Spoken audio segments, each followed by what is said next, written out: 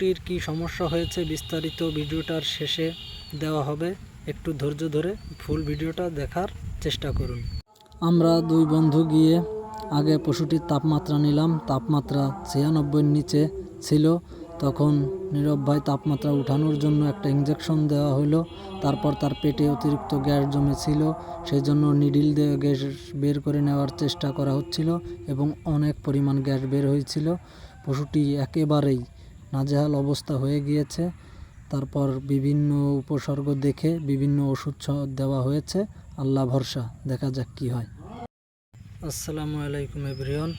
এতক্ষণ স্ক্রিনে যে সমস্যাটা দেখলেন ছাগলের, এটার সমস্যা হচ্ছে টিম্পানি। টিম্পানিটা কি? টিম্পানিটা হচ্ছে ছাগলের পেটে অতিরিক্ত গ্যাস জমে যাওয়া।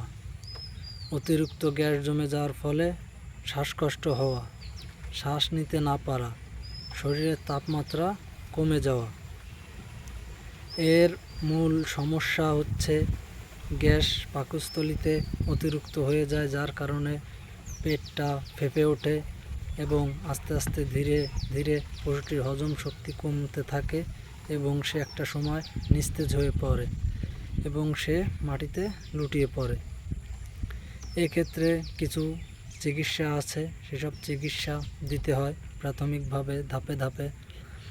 তা ওষুধ সম্পর্কে এখানে আলোচনা না করাই ভালো। এমন সমস্যা যদি কারোর ছাগলের বা গরুর ভিতরে দেখেন, তাহলে অবশ্যই একজন অভিজ্ঞ ভেটেরিনারির সঙ্গে পরামর্শ করে ওষুধ দিবেন বা তার চিকিৎসার ব্যবস্থা করবেন।